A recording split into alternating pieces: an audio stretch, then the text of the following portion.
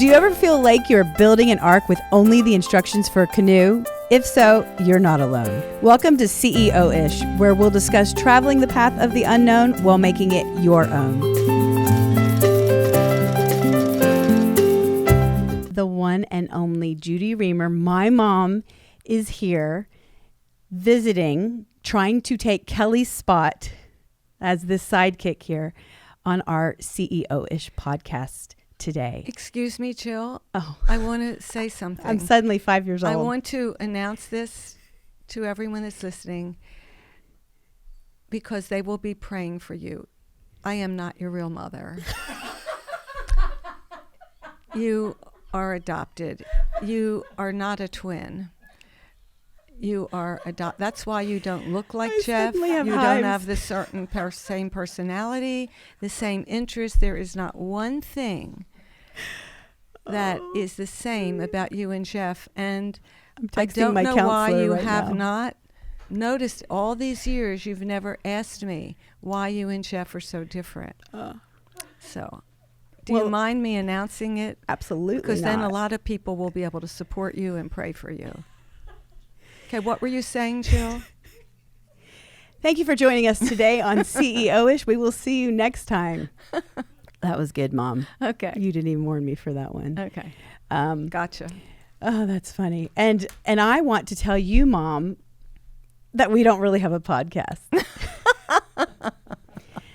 This is a setup. Is this 20th Century Fox movie? Yes. You are in the middle of a reality show. Okay. So this is Judy Reamer, and she is my mother, my mom, Madre. My mom is exactly 30 years older than I am, soon to be 70 next year. And I am so excited because everything that I am and ever have been and ever will be is because of my dad and because of my mom. Because of my mom. I'm so excited, Mom, to introduce you to the world. So first of all, thank you for being here with us today. And secondly, I love you. I love you too. Love you. To the moon, they say now. Well, they say back and back. And back. Well, they've been saying that for a while. Or maybe you should say, Mom, you hung the moon. Okay, we can say. I would like that. My mom hung the moon. Thank you. Mom, you hung the moon. So my mom has never done a podcast. Yet I have no hang-ups. No, she doesn't have any hang-ups. Okay. She likes to interject her humor. Is interject the right word, or was it inject? Interject. Interject. My mom was also a grammar teacher, and as well as an art teacher. So, Mom, just really quick, can I just tell a little bit about your background in 60 seconds? Yes. Okay.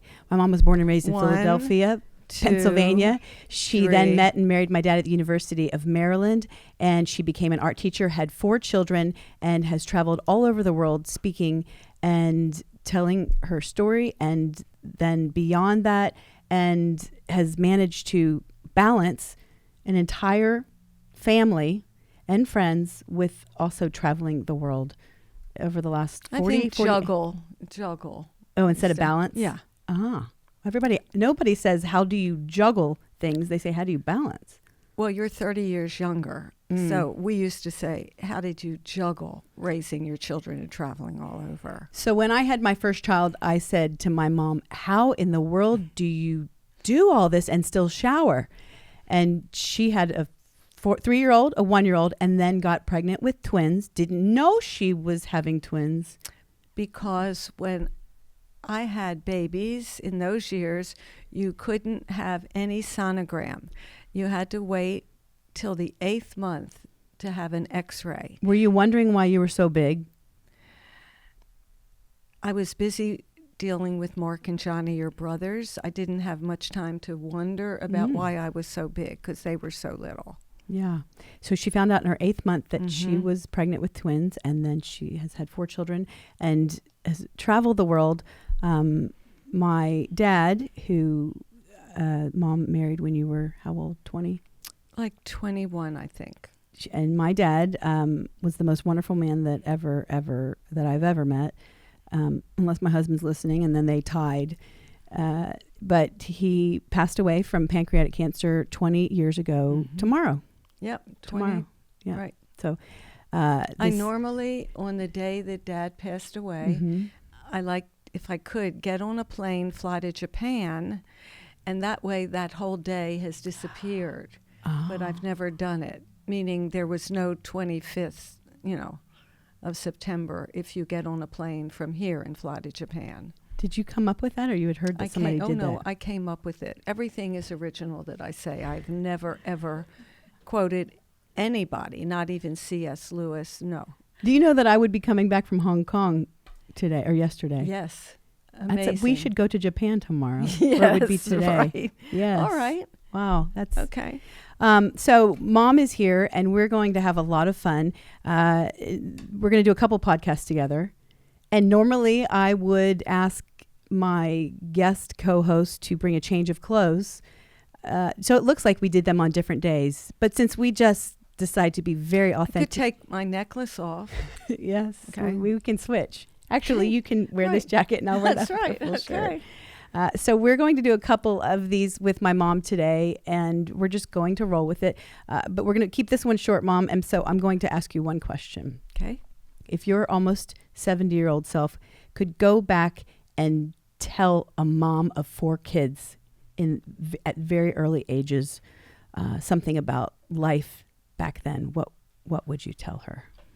The one thing that I would change, not knowing that you were going to ask this, but that's an easy one if I could go back, what I would change would be to watch the way each one of you leaned and bent in your temperament, and I would have leaned with you. But what I did was, not knowing any better, I wanted all 4 of you to think the way I think, say things the way I say them. You're not leaning with me. Oh, lean. Okay. Leaning. Go ahead. Leaning. Anyway, I would have paid attention to your temperament and not been concerned that you think like I think, say things the way I say them, or do things the way I do them. Because the 4 of you are totally different from one another. Give me an example of how your 4 kids were so different. For instance, one time people were coming over to look at our home in Pensacola because we had put it up for sale. And I said to all 4 of you, you are to go in your rooms. You have 1 hour to clean your room. Someone's coming to look at the house. You each went to your room and disappeared for an hour. And I said, I'll be back. So the first door I opened was Mark, your oldest brother. And I opened up his door, and there Mark sat on the floor in the midst of all the clutter that was there an hour before. Total mess. You couldn't even see his bureau, nothing that was horizontal. It was totally covered with everything. And there sat Mark with a big smile on his face, legs crossed Indian style, happy as could be. Mom, I said, Mark, look at this room. I'm getting to it. But Mom, he had a scrapbook. When he started cleaning, he found a scrapbook. Mom, look at this. Do you remember when we did this? Remember when we went on this vacation? Mom, Mark, your room is a mess. Mom, I'm getting there. So Mark never could get to finish anything because he'd come across something else that was exciting that he wanted to talk about. The next room I went to was your room. And your room was dusted and vacuumed. You could take a white glove and go over your bureau. No dust. But I opened up your closet and everything totally fell out of the closet on me, all over the floor. I looked under the bed. You had stuffed everything under the bed, meaning this was your way of cleaning a room. You shove everything in the room, under beds, in closets, throw them in the drawers, but you dusted and vacuumed. There's that. Okay. So then I go into Jeff's room, your brother, twin brother. And Jeff had not dusted and vacuumed, but open up his closet. Everything was hung perfectly, color coordinated. Open up his drawers. Every item of clothing was folded perfectly, in order, stacked, but no dusting or vacuumed. And this is what he considered cleaning his room meant. What a wreck. Yeah. You would dust. See, you should have worked together as twins. I'm sorry. You do the dusting and vacuuming. But now to find out we're not even twins. That's right. What would have been the point? So what about but Johnny? Johnny was the funniest And before one. you get to Johnny, I want to say something. Every child that has siblings knows that there is always one favorite. And even though the parents will deny it for the entirety of your life, absolutely, there is always a favorite. And I want to go on record for saying that there is not only just a favorite, but the parents say things like, he is the funniest ever. Yes. I do laugh at Johnny occasionally. He can be funny, but I find myself laughing more at myself. You laugh at yourself. And that's what I want to talk to you about. The reason you laugh at yourself is because I've stood back and watched and observed. Nobody is laughing when you talk. So you're laughing at yourself. Whereas when I speak, I never have to laugh at myself because everybody else is just laughing, chuckling, and giggling. So I don't have to expend the energy of laughter when I'm speaking. You don't ever think I'm funny. I've heard my entire life, your brother Johnny is the funny. Did you see what he did? And I was like, yes, Mom, I saw that he put a wig on and went into the grocery store. That was funny. Johnny could do no wrong. We all knew it. So she's getting ready to tell you a story about Johnny's room. And even though I don't know how this story ends, I bet Johnny dusted and vacuumed. I bet everything was lined up. And I bet you could see the bureau for those of you who were born in 1930. Totally wrong about everything you said. First of all, Johnny is on a tier of comedy that you don't even understand. That's what it is. That he is on a level of comedic genius that I appreciate. We're calling Johnny today. Because I think funny.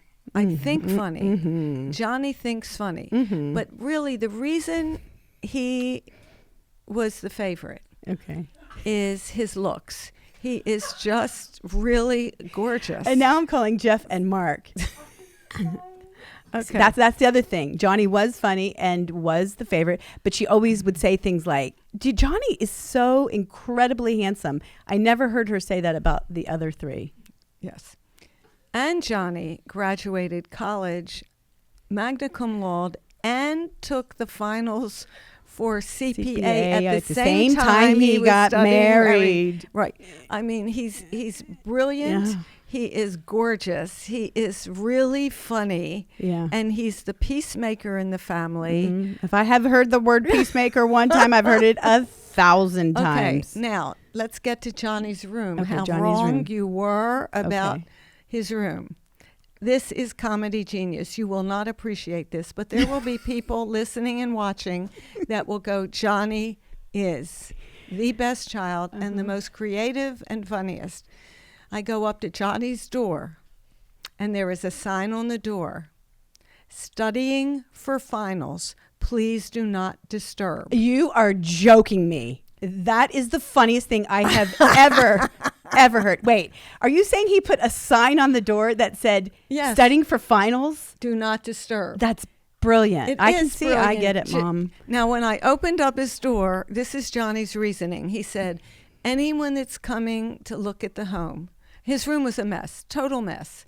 He said, but see, nobody will care about coming into my room because they will respect that I am studying for finals, and they will not question or care. They will think that is absolutely wonderful. So he absolutely believed that was the best idea. You should have, if you should have set me up with Johnny, since it turns out I'm not his sister anyhow. And look how gorgeous your kids would be, because Johnny's so gorgeous. And look at your two children now. I want to rewind. We can't rewind at this moment, but I want to show you how hard you laughed at what I said just now. Do you hear that again? No. I'm looking at the camera person because of what she's doing right now to make me laugh really hard. Okay. So basically, the bottom line is, Mom, you would bend with your children instead of, or you would lean with them instead Absolutely. of the other way. I would not try to make the children think the way I think, say things the way I say them, or do things the way I do them. Absolutely. And I discovered it when I saw how they went about cleaning their rooms. That's when the light came on. And so that's the one thing, if I have to ask my children to forgive me for. First of all, forgive me for not telling you that you were adopted. Now I'm asking you to forgive me, please, for causing you to lean. Let's lean towards me. But you'd still want us to clean your room. There still would be disciplined. We'd still be disciplined for not cleaning our room. You're just saying in general, you would maybe tailor the communication. What was that word? Tailor. It's tailor. It's a not millennial. juggled, it's a millennial term. Tailored. Yeah. Okay. We'll ask Johnny if Johnny knows what tailor means. I highly doubt he does. Okay. So it's Tuesday, and Johnny is studying Hebrew, taking Hebrew at a synagogue in St. Louis. Of course he is. And there's 4 people in the class. Eloheinu. Oh, sorry. Well, there you go. And that's how we're going to end this podcast. Mom loves Johnny. That's what we're going to call this podcast. Mom loves Johnny. Thank you, Mom, for being Johnny here. Loves Mommy. And Johnny loves Mommy. Now it's getting very strange. Thank you. Wasn't that fun, your first podcast? Yes, it was. Wonderful. You think this is my first, Jill? I've been speaking around the world. Yes, I know. Internationally, toot. Canada and Mexico. Toot, toot. Thank you so much for joining us on CEO-ish. We will see you in about 5 minutes. We'll see you next time on CEO-ish. Thank you so much. Thank you, Mom. You're welcome. I love you. I love you, Johnny.